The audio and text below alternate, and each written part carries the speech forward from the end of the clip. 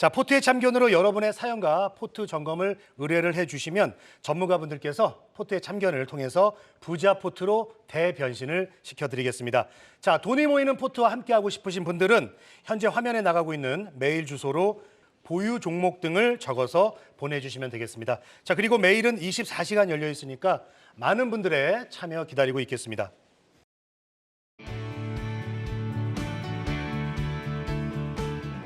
안녕하세요. 투데이 안경 코리아 마켓 박권입니다. 안녕하세요. 박수진입니다. 네, 자 오늘 하루도 고생 많으셨습니다. 외국인의 매수세에 코스피는 상승세를 이어갔지만 코스닥은 외국인과 기관의 동반 매도에 약세로 돌아섰습니다.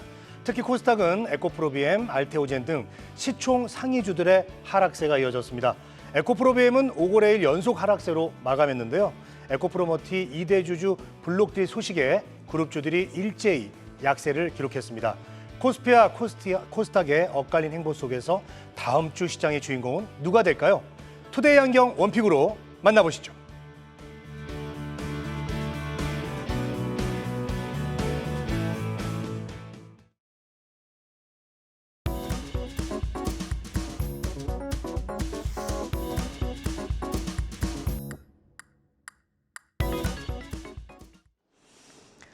오늘 투데이 안경 원픽은 치솟는 백값, 판 커지는 냉동김밥, 들썩이는 조선 수산주입니다. 신규 선박을 만드는 가격인 신조선가 지수가 역사상 최고점 수준까지 상승했는데요. 한국 조선사들은 이미 3, 4년치 일감을 확보한 가운데 주요 업체들은 올해도 수주 목표치를 초과 달성할 것으로 기대하고 있습니다. 한편 K푸드 열풍의 중심으로 떠오른 냉동김밥 시장에 사조대림이 전격 진출하면서 판이 더욱 커질 것이라는 전망이 나오고 있는데요. 사조대림은 한식 레시피를 담은 냉동김밥 3종을 선보이고 미국 등 글로벌 시장에서 수출을 시작했다고 발표했습니다. 오늘은 이성훈 글로벌파트너스 이사와 함께 자세히 얘기 나눠보겠습니다. 어서 오세요. 안녕하십니까. 네, 사실 조선주가 슈퍼사이클이다, 3, 4년치 일감을 확보했다 이런 호재들이 가득했지만 주가는 생각보다 속도감을 내지 못하고 있는 상황입니다. 신조선가 고공행진 속에 모처럼 조선주가 다시 백고동을 올린 하루였는데요. 이번에는 좀 더 강한 시세를 기대해 볼 수 있을까요? 최근에 가격 지표로 달라진 건 우리가 해운 운임지수 같은 경우죠. 상해 운임지수라든지 벌크선 운임지수 같은 경우가 상승을 한 상황입니다. 그 상황 안에서 조선주 같은 경우는 단순히 지금 나오는 실적을 통해서 종목을 매매를 하기보다 향후에 나올 수 있는 실적을 선행해서 반영하는 지표를 살펴볼 필요가 있는데 이 부분이 신조선가라든지 아니면은 조선가 비교해서 중고선가 같은 경우로 함께 비교를 해보면 어느 정도 향후에 수주가 추가로 발생하는지를 좀 추정을 할 수 있습니다. 현재 내는 발주 같은 경우가 신조선가에 반영이 되는 거고 거래되는 중고선 가격 같은 경우는 중고선가로 반영을 하게 되겠죠. 신조선가 흐름 같은 경우는 고점을 경신하는 흐름이 나타나고 있고 중고선가 중에서 고부가가치 선박보다는 컨테이너선 같은 경우에 중고선가 흐름이 긍정적인 상황입니다. 그렇다 보니까 지금은 신조선 부분에서는 고부가가치 선박, 그다음에 중고선박에서는 컨테이너가 유리함을 말씀을 드릴 수 있겠고요. 물동량과 관련된 성장률 같은 경우가 단순 수치로 봤을 때 올해는 1% 내외의 성장이 예상이 됐었는데 지금은 2.2% 예상으로 한 2배 정도 성장폭이 더 증가가 예상이 됩니다. 그렇다 보니까 이 물동량을 놓고도 조선업에게는 긍정적이라는 말씀을 드릴 수 있겠습니다. 네, 신조선가뿐 아니라 중고선가 흐름도 긍정적이고 여기에 물동량도 성장이 예상되면서 일단 조선주에는 긍정적인 흐름으로 바라보고 계신다는 말씀이셨습니다. 6월 중순으로 접어들면서 2분기 실적 재료에 대한 관심도 높아지고 있는데요.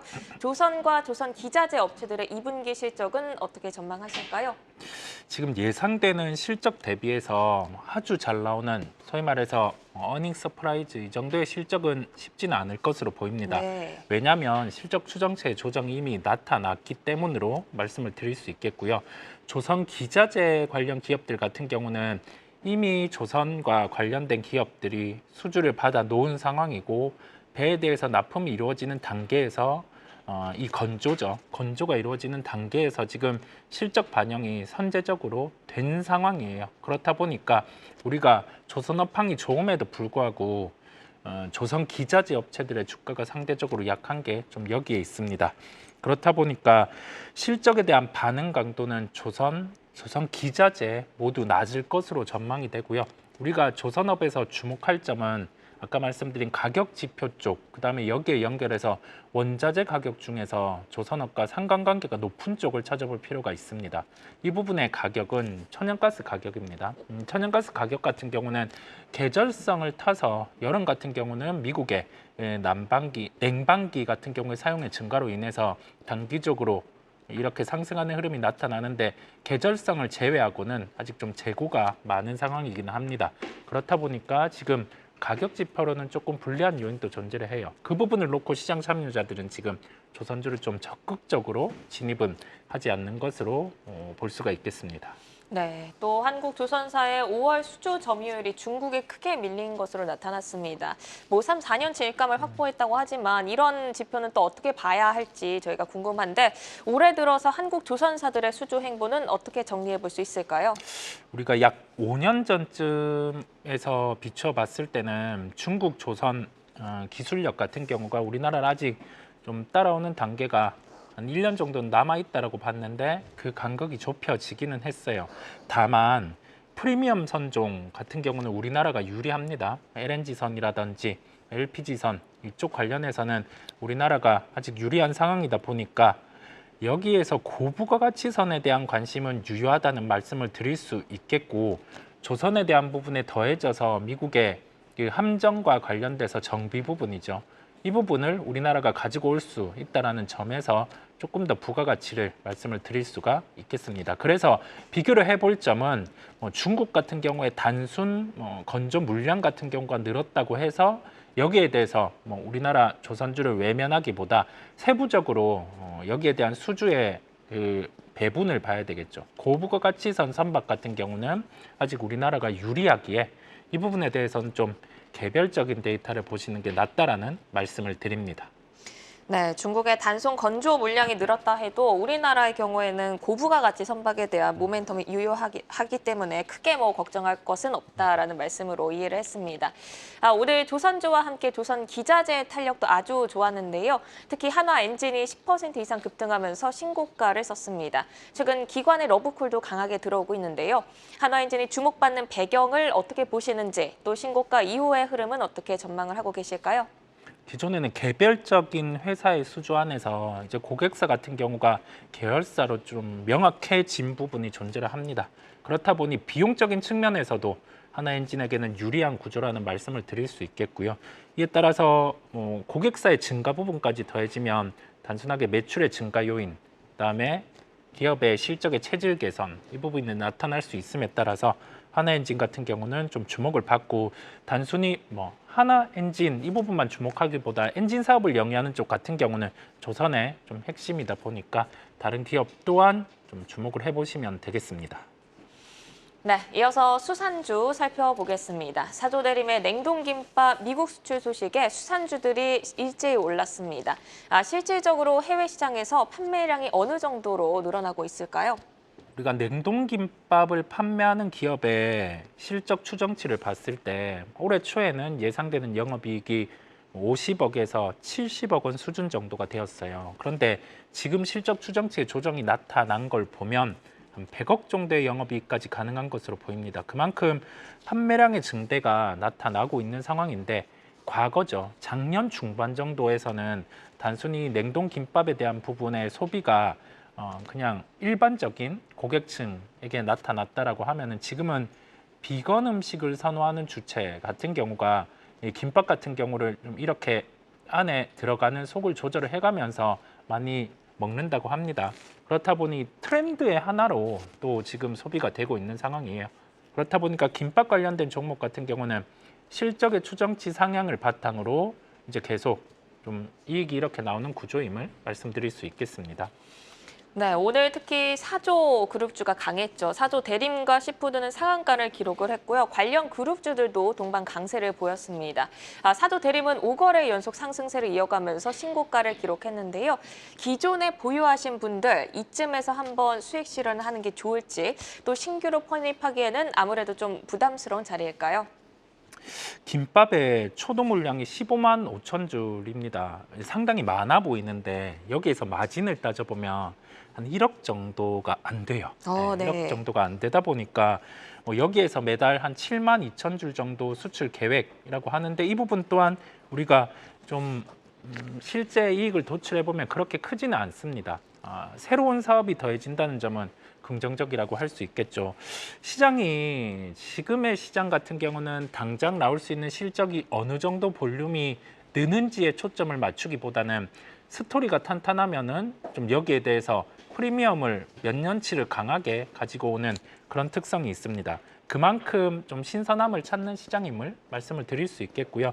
우선은 초도 물량 같은 경우는 이렇게 적기는 한데 여기에서 매출의 볼륨이 만약에 지금의 미국에서 소비되는 대체하는 시장 같은 경우를 대입을 해봤을 때는 실적의 증대가 평균적인 부분보다는 한 10% 정도 늘 수 있음을 대입을 할 수가 있겠고요. 그러면 오늘의 주가 상승을 뒤로 하고도 보유 관점에 대해서 말씀을 드릴 수 있겠습니다. 네, 실제 이익을 따져봤을 때 그리 크지 않다 보니 신규 진입 관점에서는 조금 부담스러울 수 있겠지만 그래도 요즘 시장이 스토리로 좀 기대감으로 땡겨오는 시장이다 보니까 아무래도 사조 대림에 대해서는 보유 관점에서 말씀을 해주셨습니다. 그렇다면 조선과 수산주 중에서 이성웅 이사의 원픽 종목 한번 확인을 해보겠습니다. 조선 쪽에서는 하나오션을 가져오셨고 수산주 쪽에서는 CJ 시푸드를 가져오셨는데 하나오션부터 들어볼까요? 그러니까 고부가가치선 선박에 대한 주목, 그 다음에 미국의 함정에 대한 정비 사업 같은 경우를 가지고 올 수 있는 가능성을 놓고 하나오션 같은 경우를 조선주 중에 탑픽으로 말씀을 드리게 되었고요. 음식료 수산과 관련해서는 지금 김 원재료 같은 경우가 우리나라 계절성, 일회성 계절성을 제외하고 수온이 올라감에 따라서 원김을 채취할 수 있는 기간이 줄고 있어요. 그렇다 보니까 여기에 대해서 마진이 실제 냉동김밥을 파는 것보다 원김을 파는 게 더 큽니다. 그래서 CJ 시푸드를 수산주 중에는 탑픽으로 말씀을 드리게 되었습니다. 네, 오늘 투데이 안경 원픽은 조선 그리고 수산주를 주제로 이성웅 이사의 원픽, 하나오션과 CJ 시푸드까지 만나봤습니다. 종목별 해외 시장 경쟁력을 확인하시면서 탄력적으로 대응해 나가셔야겠습니다.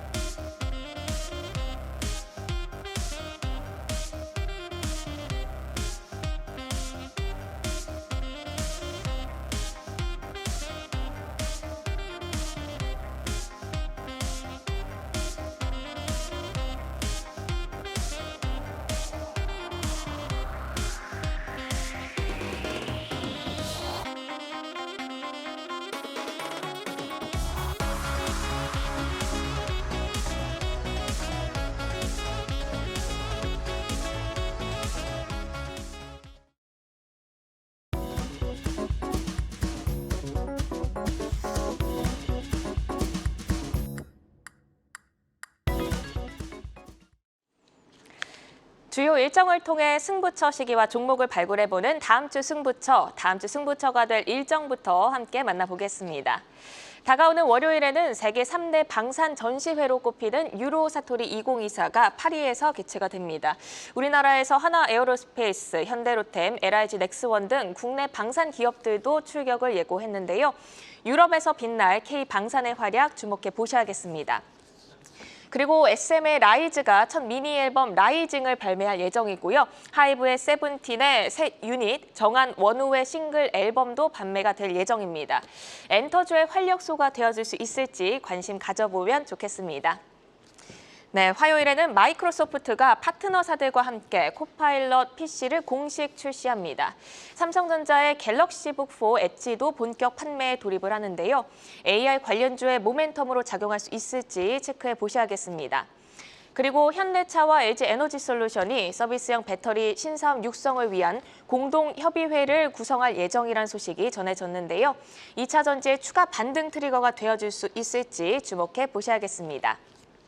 수요일로 가보겠습니다. 수요일에는 미증시가 노예 해방일로 휴장하게 되지만 다양한 이벤트들이 있습니다. 중국 상하이 의약품 전시회, 그리고 미국의 플로리다 의료기기 전시회, 그리고 인터배터리 2024가 독일에서 개최가 되는데요. 제약과 의료기기, 2차 전지까지 다양한 섹터로 부각될 이슈들 꼼꼼히 챙겨보시기 바랍니다. 20일 목요일에는 유럽 5월 자동차 판매 데이터가 발표가 되고요. 중국에서는 월간 스마트폰 출하량이 공개가 되는데요. 미국에서는 5월 주택 착공 건수와 6월 필라델피아 연준 경기 전망이 발표되니까 주요 지표의 흐름도 확인해 보시기 바랍니다. 금요일에는 미국 당뇨학회가 시작이 됩니다. 관련 바이오주들 이슈들 미리 체크해 보시고요. 뉴진스가 일본에서 데뷔 싱글을 발표하게 됩니다. 다양한 노이즈 속에서 일본 데뷔가 어떤 반전 카드로 작용할지 주목해 보셔야겠습니다. 이렇게 다양한 이벤트 속에 다음 주는 어떤 섹터가 승부처로 떠오를까요? 지금부터 확인해 보시죠.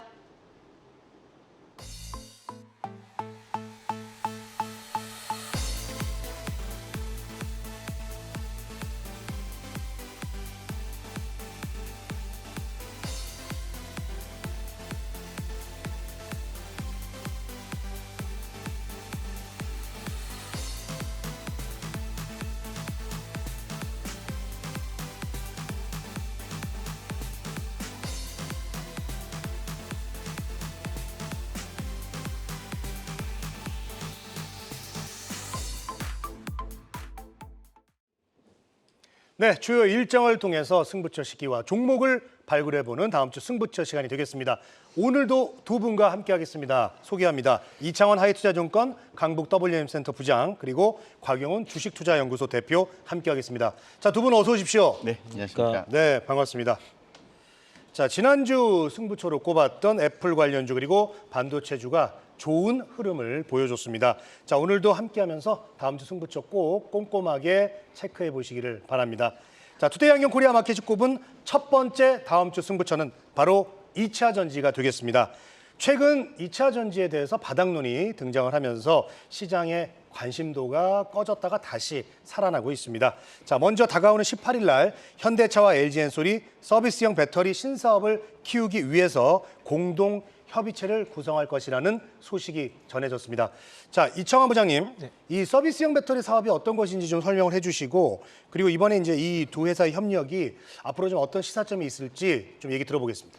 그 뉴스에 나온 게 그 현대차와 LG엔솔이 그 세종대로 그 대한 상공회의소에서 그 정부 및 그 유관단체와 함께 간담회 열고선 배터리 신사업 육성을 위한 공동 협의체 구성한다는 그런 뉴스가 나왔고요. 여기에서는 그 서비스형 배터리라고 해서 그 BAAS라고 하는데, 여기에 이제 현재 사용하고 있는 그 배터리 교체라든가 성능, 그리고 평가 보증 이런 것들을 좀 그 세부 사항으로 논의를 해서 앞으로 이제 어떤 필요한 협력사항이 있는지를 좀 논의해 보자는 얘기인데, 이 서비스형 배터리라는 게 이제 전기차와 배터리에 대한 소유권을 분리하자는 겁니다. 그러니까 전기차가 좀 비싸다 보니까 배터리를 따로 이제 분리해 보자는 것이고, 배터리 교체라든가 성능 평가 등의 어떤 생애 주기를 전체적으로 관리하자는 그런 아이디어인데, 이게 이제 그 전기차가 이제 수명이라든가 재활용 문제도 있고, 그리고 이제 가격이라든가 충전 인프라 등의 문제가 있다 보니까 아이디어가 나왔지만은, 제 개인적으로는 이게 전기차 배터리의 대세로 가기로는 좀 다소 어렵지 않나라고 보고 있는 게, 일단은 이 배터리 수압 시스템이라 보시면 될 거고요. 교체 시스템 같은 경우에 어쨌든 간에 전기차 한 대 나오려면 그 안에 성능 평가라든가 품질 보증 등이 돼야 되는데, 네. 교환을 했을 때 그 품질 보증이 어렵다는 것이 문제가 있고, 또 차종마다 배터리가 다 그 규격이 다르기 때문에 이를 표준화하는 것 자체가 사실 불가능하다고 보시면 되겠고요. 이를 활용할 수 있는 사업이 이제 그 전기 이륜차 같은 경우에 동남아라든가 LG 엔솔이 이 사업을 하고 있거든요. 그래서 이런 거라든가 아니면 전기 버스 같은 경우에 그 상용차 쪽에서는 가능성이 있다고 볼 볼 수 있겠고 주행거리가 짧은 LFP 배터리를 많이 사용하는 중국에서는 이런 교환 시스템을 하고 있습니다. 실제로. 그래서 니오웨에서 전국의 그 중국 전역에 한 2,400개 정도의 배터리 교환소를 설치를 해서 이 사업을 하고 있는데 또 문제가 뭐 차량이 달리다가 배터리가 떨어지는 그런 사고도 있고 그래서 이게 딱 좋은 시스템은 아니고요. 또 우리가 생각해 볼 거는 이게 충전 시간에 같은 경우가 그 SK온이 만들고 있는 그 NCM 811 계열의 배터리가 10에서 80%까지 충전하는데 한 18분 걸리는데 이번에 새로 준비하는 양산 배터리 그 SF 플러스 제품 같은 경우에는 10에서 80%까지 15분 만에 그 충전이 가능하고요.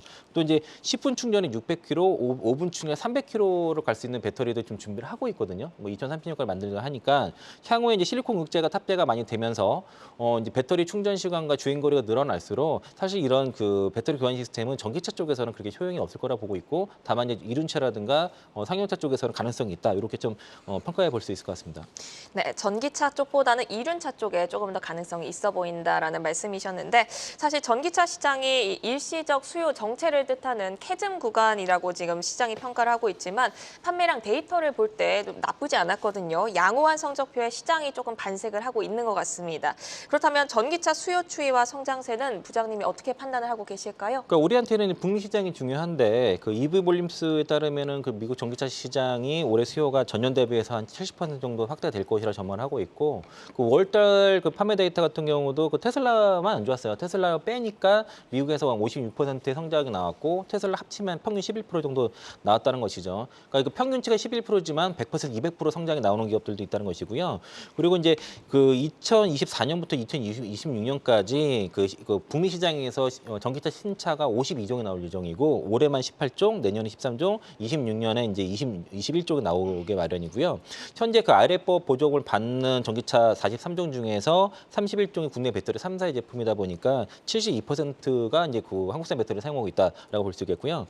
결국에는 이런 2024년 하반기부터 26년까지 이어지는 이런 그 북미 시장에서의 전기차 대거 신차 출시 사이클과 금리 인하 사이클을 언젠가 만나게 되겠죠. 아쉬운 거는 금리 인하 사이클이 아직 지금 지연되고 있기 때문에 그 사이클을 만나지 않지만은 결국에 만나게 될 것이고 그 두 개의 사이클이 만났을 때 2차 전지 섹터에서의 강한 시세가 나는 종목들이 많아질 거라고 보는 게 이제 제 시각이고 배터리 3사 같은 경우가 27년까지 그 633기가와트시 규모의 캐펙스를 좀 생산 규모를 구축을 하려는 걸 목표로 하고 있는데 이게 1년에 1,000만 대에 가까운 그 전기차를 생산하는 그런 규모고 결국에는 그 북미 시장에서의 배터리 3사가 전기차 시장에서 거의 점유율도 거의 80% 이상이 점유가 예상이 되고요. 이 대중관세로 인해서 26년부터는 그 ESS 시장에서도 배터리 3사의 점유율이 급증을 하게 될 것입니다. 현재 이제 북미 시장에서 ESS 시장에서의 중국 점유율이 한 90% 가까이 되기 때문에 이를 거의 다 뺏어올 수밖에 없는 것이고 지금 태양광 모듈과 마찬가지로 그 탈중국화, 탈경제화,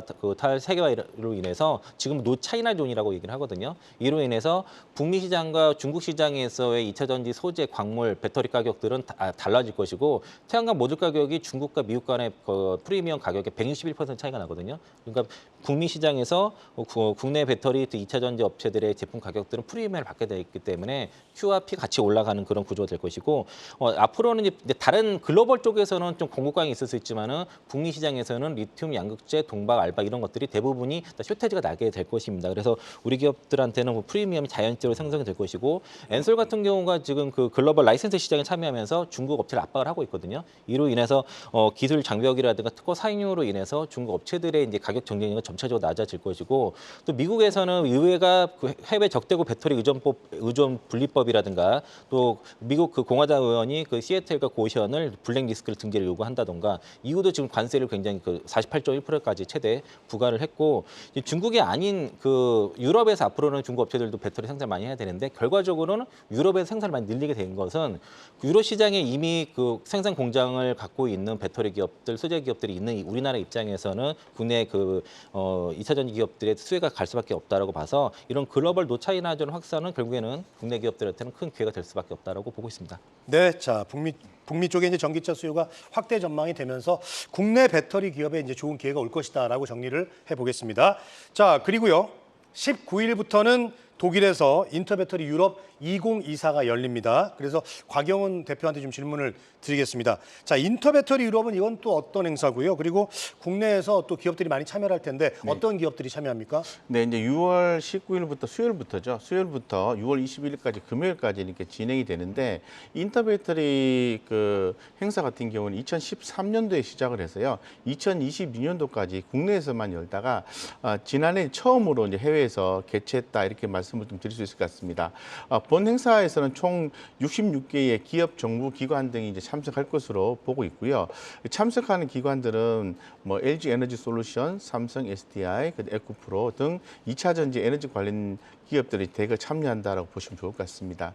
이 본 행사에서 아무래도 좀 얘기가 좀 많이 나오는 부분은 뭐 에너지 저장 장치 ESS에 대해서 얘기가 당연히 나올 거고요. 2차 전지 소재 등에 대한 다양한 제품 등이 전시될 예정입니다. 그래서 이 원통형 배터리 관련된 소개가 또 나올 것으로 보고 있습니다. 올해 그 우리나라 기업 중에서 큰 부스를 꾸리는 기업은 LG 에너지 솔루션하고 삼성 SDI가 각사의 대표가 제품과 함께 나올 것이다라고 보고 있고요. 여기에서 아까 말씀드린 것처럼 ESS의 중요성이 강조가 된다라고 말씀드리고, 이번에 이제 첫 번째 그 참석하는 기업은 에코프로라든가 롯데에너지 머티리얼즈 등 2차 전지 밸류, 그리고 소재 등 중심으로 해서 부스를 꾸릴 것으로 예측을 하고 있습니다. 네, ESS 그리고 2차 전지 소재 등 다양한 이슈들이 이 행사에서 다뤄질 것 같은데요. 이 가운데서 그 2차 전지 요번 주에 굉장히 좋았잖아요. 요걸 좀 질문을 해야 될 것 같아요. 전해질과 전구체, 실리콘 음극재들이 특히 주목을 받은 한 주였습니다. 이제 바닥을 통과했다고 보시는지, 그리고 본격 반등 이전에 2차 전지 내에서 어떤 순환매 흐름이 예상이 될까요, 부장님? 그러니까 2차 전지 기업들의 주가 흐름이 다 같지 않고요. 지금 리튬 가격이 아직은 지금 바닥을 헤매고 있고, 또 최근에 다시 또 하락을 하고 있다 보니까 리튬 관련주라든가 아니면 양극재 기업들의 대부분 주가가 아직은 반등이 제대로 나오지 않은 상황인데, 코스메 신소재 같은 경우가 이제 코스피 200 편입으로 인해서 좀 반등이 가장 강했고, 어제 오늘 차익 매물이 나왔다라고 볼 수 있겠고, 올해 이제 하반기에 그 신차가 대거 출시됨에 따라서 이제 또 성수기가 다가오거든요. 그래서 이제 업황 자체는 이제 바닥을 좀 통과를 하고 있지만은, 이게 이제 리튬 가격의 부진에 의해서 이제 소재 기업들, 양극재 기업들만 아직은 좀 주가 못 움직이는 상황이지만은, 반면에 이제 전해액이라든가 전해액에서는 이제 동아기업 빼고 뭐 엔캠이라든가 덕산테코피아, 그리고 솔브렌 홀딩스 같은 종목들은 이제 신고가, 특히 덕산이라 그 솔브렌 홀딩스의 신고가 흐름이 나왔고요. 엔캠의 전해질 염을 공급하고 있는 중앙 첨단 소재도 좀 급등세가 나타나고 있고, 오늘 SKC도 장중에 거의 이제 20만 원 직접 19만 9,900원을 찍었습니다. 저희 코너에서도 7만 원대 말씀드렸던 건데, 동박 기업들 또 롯데에너지 머티리얼즈도 저점에서 꽤 올라오고 있고, 최근에 가장 EV3에 이제 그 대주전자 재료가 이제 실리콘 음극재가 들어갔다고 해서 급등세가 나오면서, 또 실리콘 음극재랑 같이 쓰는 CNT 도전자 이런 정도도 급등이 나오니까 이게 달라요. 그래서 다만 보면은 2차 전지세에서 특징은 그 지수랑 직접적인 연관된 종목들이 지금 못 가고 있는 겁니다. 지금 금투세 이슈라든가 뭐 금리 인하가 좀 지연되는 이런 이슈가 있다 보니까 지금 업황이 아직 본격 회복이 된 게 아니거든요. 그래서 대형주, 시가총액 큰 대형주, 지수에 연관된 종목들은 아직은 지금 못 움직이고 있고, 그게 별도로 스몰캡 종목들이 움직이고 있기 때문에, 만약에 이제 그 에코프로 그룹주, 포스그룹주, 그러니까 지수 관련 대형주로만 만약 포트 구성돼 있으신 분들은 아직도 늦지 않았습니다. 이제 일부 스몰캡 종목으로 좀 종목을 포트를 좀 믹싱을 하시면서 그렇게 좀 비중 있게 이제 스몰캡 종목들도 같이 가져가시고요. 뭐 5개 이상 종목으로 이제 포트를 구성하시면 좋을 것 같습니다. 네, 전반적으로 2차 전지 업황은 바닥을 통과 중이지만 뭐 지수와 연관되는 그 대형주보다는 스몰캡 종목으로 좀 비중을 있게 편입할 필요가 있다라는 말씀이셨습니다. 그리고 오늘 에코프로 머티의 2대 주주 블록딜 소식에 8거래 만에 급락세로 마감을 했고요. 그룹주들도 동반 약세를 기록했습니다. 투자자들이 어떤 스탠스를 좀 가져야 할까요? 그러니까 에코프로 머티는 에코프로 머티만의 이벤트로 봐야 될 것 같고요. 최근에 이제 그 북미 시장에서의 그 전구체 쇼태지 얘기가, 물론 앞으로는 전구체뿐만 아니라 양극재라든가 동바 알박도 마찬가지로 쇼태가 나겠지만은, 이제 에코앤드림 쪽에서 IR을 그렇게 했거든요. 북미 쪽에서 쇼태지 얘기 나오면서 지금 에코프로 머티가 당장에 가장 양산이 많이 되기 때문에 이제 그 상한가도 나오면서 급등세 나왔는데, 이게 이제 그로 인해서 이제 그 2대 주주 BTR의 블록되는 예정이 좀 된 게 아닌가. 사실상 급등 나왔으니까 이제 차익 욕구 나왔던 것 같고, 이게 앞으로도 추가 나올 수도 있기 때문에 에코프로 머티 쪽은 좀 매수 관점으로는 보지 않으셨으면 좋겠고요. 보신다고 하면 에코프로 그룹 중에서는 뭐 에코프로라든가 에코프로 BM, 에코프로 HN 이런 쪽으로 보시고 아직은 그런 지금 에코프로 그룹이 그러니까 에코프로 BM 자체가 이제 2분기까지 실적이 안 좋다고 1분기 컨퍼런스 콜에 얘기를 했기 때문에 일단 2분기까지 지나야 될 것 같고요. 6월 말에 그 향후 2년간 원가 절감을 30% 할 수 있는 그 클로즈 에코 시스템 V2에 대한 확정 방안들을 얘기하니까 일단 그 에코프로 그룹 쪽 가지고 계신 분들은 6월 말까지는 좀 기다려 보셔야 되겠다라고 말씀드리겠습니다. 네, 자 2차 전지 이야기 하고 있습니다. 곽영훈 대표가 볼 때 2차 전지 바닥론에 대해서 어떻게 좀 생각하는지 궁금하고요. 그리고 2차 전지 내에서 좀 이전 종목도 우리가 좀 관심을 가져봐야 되겠다. 어떤 게 있을까요? 네, 지금 뭐 2차 전지 섹터에 대해서는 뭐 이미 다 말씀드렸지만은 이제 바닥을 통과하고 있는 중이다라고 저도 개인적으로 좀 판단을 하고 있고요. 최근에 좀 주목을 개별적으로 받는 종목들이 전액 관련된 종목은 올랐고요. 올해 들어서 굉장히 좀 특이할 만한 부분은 이제 음극재 관련된 종목들이 상당히 주목을 받으면서 오늘 최근에는 대주전자재료라든가 나노신소재 이런 종목들이 빠지긴 했습니다만은 이런 종목들을 계속해서 이제 주목을 하실 필요가 있습니다. 특히나 더 대주전자재료 같은 경우에는 올해 실리콘 음극재와 형광체 부분의 실적이 큰 폭으로 개선될 것으로 좀 전망을 하고 있기 때문에 좀 보시면 좋을 것 같고요.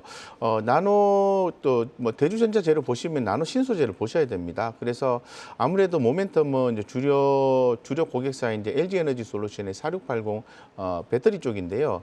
이 4680 배터리 에너지 밀도를 높이기 위해서는 이제 높이고 충전을 줄일 수 있는 실리콘 음극재가 이제 적용이 되거든요. 이에 따라서 음극재와 필수적으로 같이 사용해야 되는 게 음극재 SWCNT 도전제라는 겁니다. 이 부분에 대해서 공급을 해야 되기 때문에 기존에 이제 2170 배터리에서는 음극재를 채택하지 않았지만은 이번에 이제 채택됨으로 인해서 실적이 가파르게 올라올 가능성이 높다라고 보고 있습니다. 그래서 가장 대표적인 게 조금 변동성이 나오고는 있습니다만은 이 대주전자 재료와 나노 신소재를 보시고요.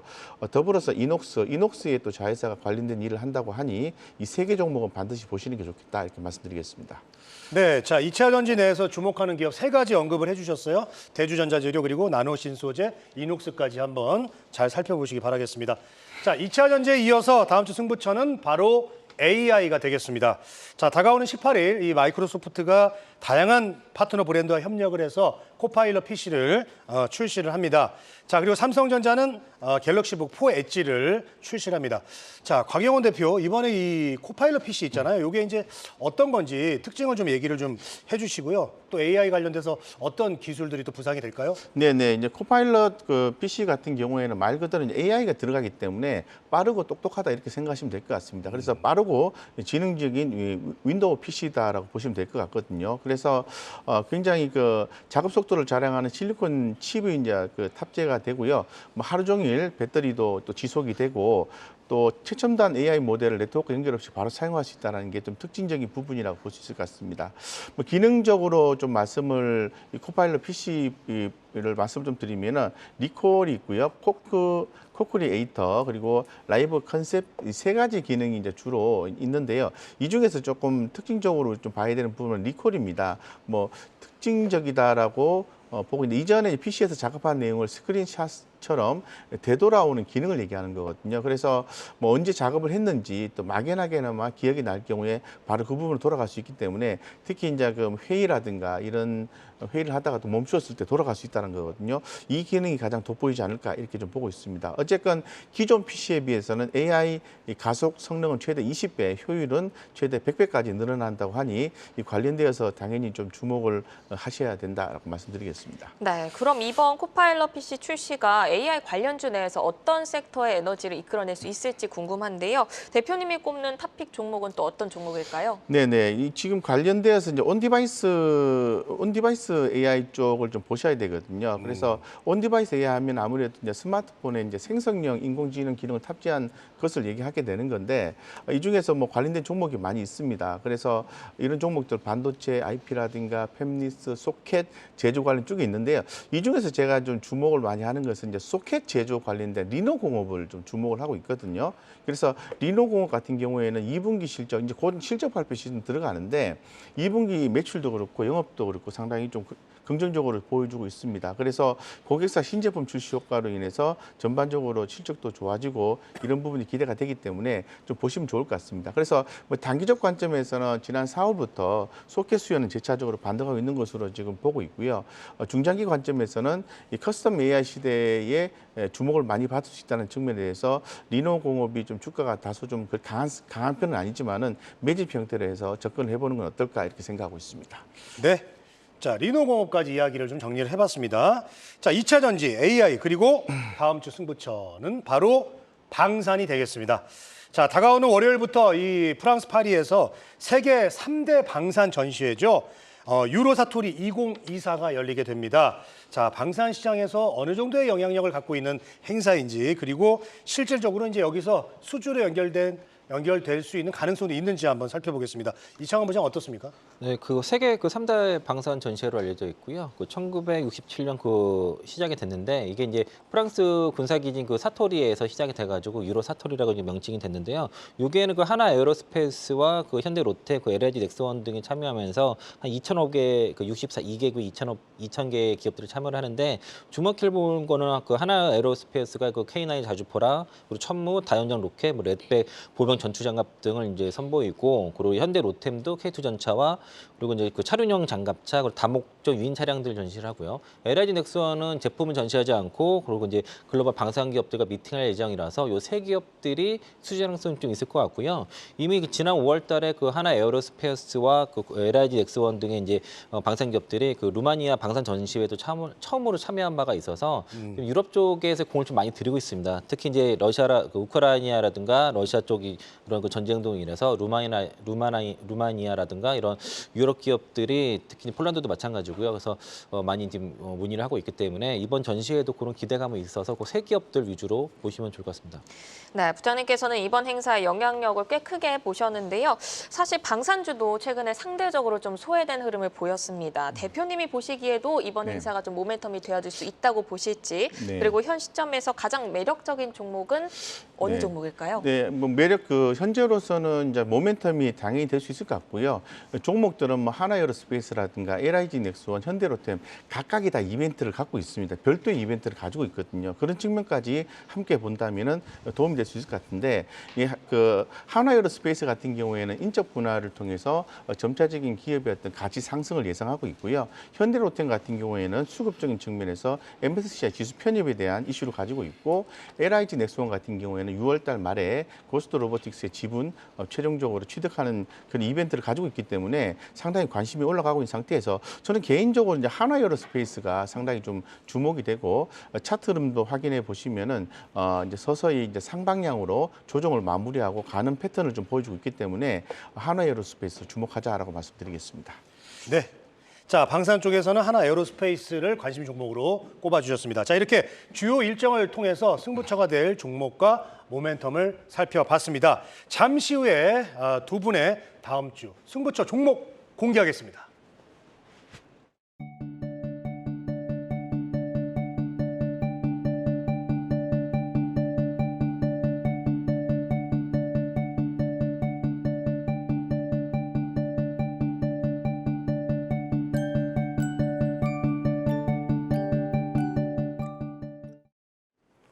장 마감 후 4시부터 6시까지 진행되는 시간의 투자 리그, 시간의 거래 동향 만나보는 이 시간의 단일가 시간입니다.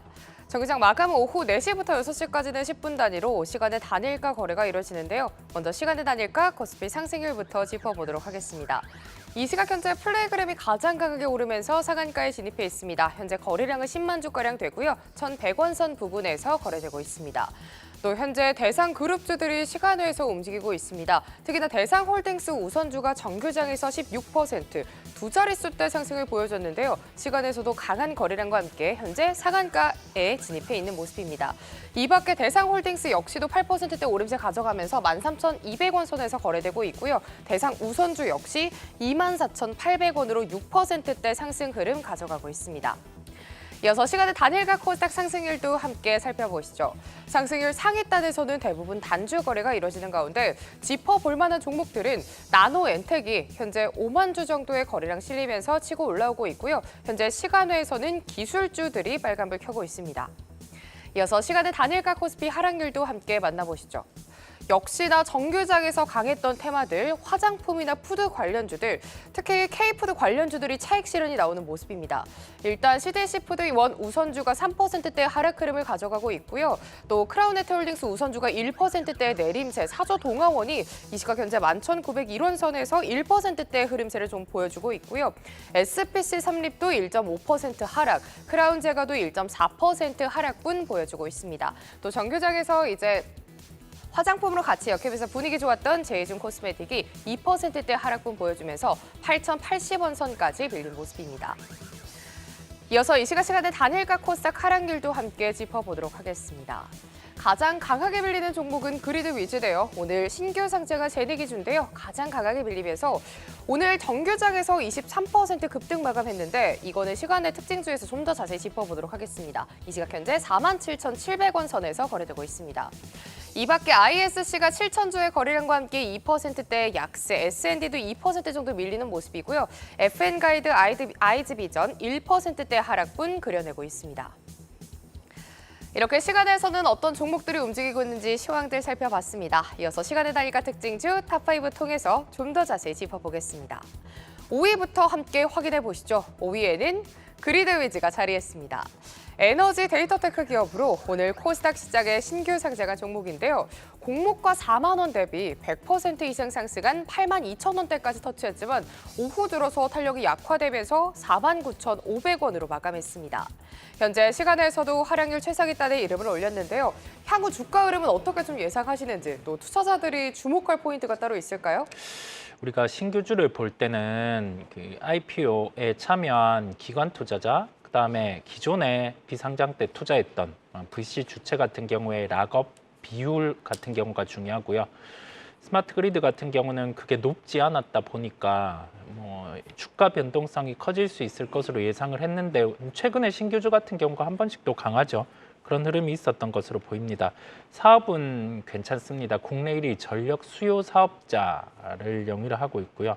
다만 실적이 올해 예상되는 영업이익이 90억 원 정도 되는데 지금 거래되는 시가총액이 3,900억 원이다 보니까 다음 거래일 같은 경우 주가를 또 뛰어 올리려고 이렇게 시도는 할 수 있는데 진입은 안 하시는 게 낫습니다. 상대적으로 비싼 구간이기 때문에 여기에 대해서는 진입을 안 하는 걸로 접근을 하시면 되겠습니다. 네, 아무래도 신규 상장주들이 변동성이 좀 강한 만큼 좀 신중하게 대응해보는 게 좋을 것 같습니다. 이어서 4위도 함께 만나보시죠. 4위에는 웨이버스가 자리했습니다. 최근 동해 매장 관련주로 꼽히면서 급등세를 보였는데요. 단기 과열 종목으로 지정되면서 오늘 정규장에서 2%대 하락 마감했습니다. 하지만 현재 시간에서 정규장의 하락분을 모두 만회하면서 되돌림에 성공했습니다. 그럼 3위도 열어보겠습니다. 3위에는 국순닭이 이름을 올렸습니다. K푸드 중 막걸리를 제조하는 기업으로 오늘 장중에 신고가를 경신했는데요. 변동성이 꽤 큰 모습을 보여줬지만 상승세로 마감했고요. 현재 시간에서도 1% 가까운 상승 보여주고 있습니다. 그럼 2위도 함께 확인해 보시죠. 2위에는 삼성공조가 자리했습니다. 정규장에서 11% 상승 마감에 성공했는데요. 특이점은 최근에 4거래일 연속으로 외국인의 수급이 강하게 들어온 겁니다. 현재 시간의 단일가에서는 4% 가까운 상승세 보이면서 2위에 랭크됐습니다. 그럼 대망의 1위도 함께 열어보시죠. 1위에는 대상홀딩스가 자리했습니다. K푸드 열풍에 주목받으면서 6월 들어서 가파르게 올라오고 있는 종목입니다. 오늘도 16% 급등 마감에 이어서 시간외에서도 짙은 빨간불을 켜내고 있는데요. 대상홀딩스, 다음 주에도 에너지를 이어갈 수 있을까요? 음식료주들의 흐름이 상당히 강합니다. 그 안에서 어떤 제품을 만들고 수출을 하는 데이터가 올라올 때는 주가 반응이 상당히 강한데 대상홀딩스 같은 경우는 김치죠. 이게 미국 수출의 최대치 예상이 된다라는 소식이 얼마 전에 나왔고 실제 총 김치 수출액 중에서 대상 같은 경우가 50% 이상을 차지하다 보니까 이런 영향이 있는 것으로 보입니다. 데이터는 전년 대비 30% 증가한 김치 수출이 핵심이고요. 음식료 쪽 같은 경우는 수출했다 하면 주가 같은 경우 올라가다 보니 관련해서 최근에 스토리가 먹히는 시장에서 이런 부분을 찾아서 투자해 보시는 것도 하나의 재미 요인이라는 말씀을 드립니다. 네, 이렇게 시간의 특징주 탑5를 통해 여러 얘기들 들어봤습니다. 지금까지 이성훈 글로원 파트너스 이사와 함께했습니다. 말씀 고맙습니다. 네, 이제 두 분의 다음 주 승부 종목 바로 들어가겠습니다. 화면으로 보시죠. 자, 이창환 부장, 파이낸텍 그리고 곽영훈 대표는 신송홀딩스가 되겠습니다. 먼저 이창환 부장의 다음 주 승부처 종목 파이낸텍 보겠습니다. 자, 포인트를 살펴보면 폴더블 생태계 확장과 EV용 부품을 꼽아주셨습니다. 자, 올해는 좀 어느 정도 성과를 기대해 볼 수 있을까요? 네, 제 얘기가 주로 이제 KB증권에서 나온 얘기가 주 핵심이고요. 이제 크로스 네네. 리서치 내용도 좀 참고를 했는데 일단 동사 같은 경우가 그 파인테크닉스에서 그 인적 분할하는 그 IT 부품 회사고 일단 그 내장 신지랑 외장 신지 둘 다 하는 국내 유일의 기업인데요. 국내 이제 디스플레이 업체한테는 내장 신지를 공급하고 있고 올해 초에 그 스마트폰 초도 양산 물량 및 그 웨어러블 쪽에 외장 신지도 지금 그 양산이 시작을 했는데 국내외 디스플레이 업체들의 출하량이 확대가 되면서 또 이제 향후에 이제 신규 어플리케이션 쪽에 그 폴더블 패널 적용이 되면서 이제 전방위적인 수혜가 가능할 것으로 예상하고 있고 동사가 지금 S 사양 그 폴더블 그 스마트폰용 내장 신지 물량이 대략 한 10,000만 대 정도 일단은 수준으로 예상을 하고 있는 상황이고요. 1분기가 보통 비수기인데 불구하고 중국 업체들 쪽에서 지금 매출이 많이 늘어나면서 실적이 괜찮았고 경쟁사 같은 경우가 지금 그 파이낸텍이 그 고객사 내에서 차지하는 비중이 92%이기 때문에 크게 이렇게 문제가 될 것 같지는 않고요. 외장 신지 같은 경우도 지금 지난해 12월 달에 주요 고객사로부터 그 납품 승인을 받아서 특히 이제 주요 스마트폰에 들어가는 크롬 쉘 부분에만 일단 적용은 될 것으로 예상이 되고 외장 신지 같은 경우에는 무선 이어폰과 또 그 와치 같은 액세서리 쪽에도 좀 적용이 된다는 점이고요. 또 주목할 것은 EV 쪽 부품도 동사하고 있다는 겁니다. 그 엔드 플레이트라고 해서 그 배터리 셀의 그 외부로부터 보호하고 셀의 팽창을 방지하면서 외부 충격으로 보호하는 부품이 있는데 이게 지금 동사가 지금 그 고객사로부터 요청을 받아서 일단 50만 개 정도 생산 능력을 확보했고 향후 300만 개까지도 지금 생산 능력을 확대할 예정이고 또 이게 주요 고객사가 그 S사라고 하니까 다들 아실 거라고 생각이 들고요. 네. 그러니까 올해부터 월 지금 30억 규모 매출액이 지금 발생하고 있다고 합니다. 향후에 이제 향후 이 사업부는 그 매출에 올해 한 550억, 그리고 내년에 1,200억, 2026년도에 1,800억까지. 그러니까 올해도 성장이 되지만 향후에 3배 정도 성장이 2년 안에 성장이 나오니까 그 외장 신지, 내장 신지 본업뿐만 아니라 EV 쪽 부품도 좀 주목해 보여야 될 것 같고요. 지난해 영업이익이 203억 나왔고 올해 350억에서 360억 정도 증권사 컨셉이 잡혀 있고요. 내년에 530억, 2026년도에 760억까지 나오니까 굉장히 밸류가 좀 싸고 증권사는 메리츠에서 13,000원 제시했으니까 그 정도 보시면 좋지 않을까 싶습니다. 네, 자, 파이낸텍 목표가 13,000원 정리를 해봤습니다. 곽영훈 대표 다음 주 승부처 종목은 바로 신송홀딩스인데요. 자, 다음 승부처 포인트는 바로 K푸드 열풍이죠. 요즘 뭐 K푸드 관심이 어마어마합니다. 오늘 증시에서도 K푸드 열풍이 대단했는데요. 자, 이런 점 때문에 주목하시는 건가요? 네, K푸드 인기를 타고 뭐 최근에 김치 수출이 상당히 잘 되고 있다라고 해서 주목을 받습니다. 그렇기 때문에 뭐 신성홀딩스나 이런 종목들이 봤는데 저는 이거는 뭐 최근에 많이 알려진 내용이고 제가 주목하는 것은 이제 기후 변화입니다.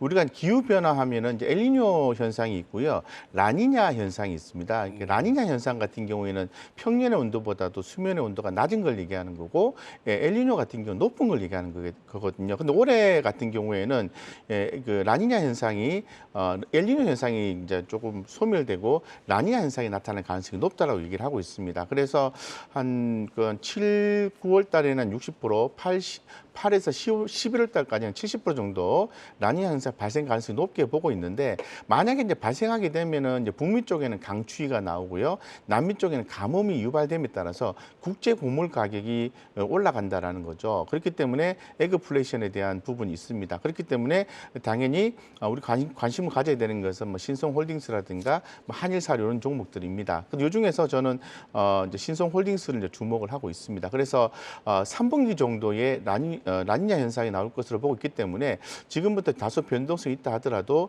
분할해서 매집을 하여 한 3분기쯤에 만약에 주가가 올라가는 경우가 발생한다면 이익 실현을 해보는 건 어떨까 이렇게 생각하고 있습니다. 그래서 손절가는 한 8,000원 정도 보고요, 분할 매수 말씀드리고 목표가는 12,000원 정도 말씀드리겠습니다. 자, 다음 주 승부 종목 이창환 부장 파이낸텍 그리고 곽영훈 대표는 신송홀딩스를 만나봤습니다. 자, 두 분 도움 말씀 고맙습니다. 네, 글로벌 증시 브리핑 전해드립니다. 오후장에서 반등에 성공한 주가권 증시입니다. 상위와 선전 지수가 각각 0.1%, 선전이 0.5%대 상승 마감에 성공했고요. 하지만 항생 지수가 마감을 앞두고 0.6% 하락하면서 18,000포인트를 내준 모습입니다. 최근 미국과 중국 그리고 유럽연합의 무역 전쟁이 심화되고 있습니다. 유럽연합이 중국산 전기차에 대한 추가 관세안을 발표한 이후에 중국 정부도 보복에 나서고 있는데요. 바로 유럽연합의 돼지고기 수입에 대한 반덤핑 조사를 공식적으로 요청한 겁니다. 유럽연합은 중국의 주요 돼지고기 수입국 중 하나인데요. 이번 조치는 전기차 관세 부과에 대한 보복적 조치로 풀이되고 있습니다. 한편 다음 주 월요일부터 중국에서는 꽤 중요하고 또 많은 지표들이 발표됩니다. 정책금리인 MLF 금리가 발표되는데요. 통상 LPR 측의 측정에 활용되곤 합니다. 이 밖에 5월 소매 판매와 산업 생산, 실업률, 그리고 주택 가격 지수까지 확인해 보셔야겠습니다. 이어서 유럽 증시 개장 상황까지 알아보겠습니다. 프랑스 까크 지수가 하락 출발의 폭이 꽤 깊은 모습입니다. 이지가 현재 0.7% 하락 출발했고요. 닥스 지수는 강보합권에서 방향을 찾는 모습입니다. 금요일인 오늘도 미국과 유럽에서는 주요 지표들의 공개가 예정돼 있습니다. 일단 오늘 밤 미국에서는 5월 수출 관련 지표가 공개되고요. 유럽에서는 4월 무역 수지가 발표되니 확인해 보시면 좋겠습니다. 지금까지 글로벌 증시 브리핑 이마영이었습니다. 투데이 양형 코리아 마켓은 방송 후에도 유튜브의 포트의 참견 검색하시면 다시 보실 수 있습니다. 오늘도 함께해 주신 여러분 고맙습니다.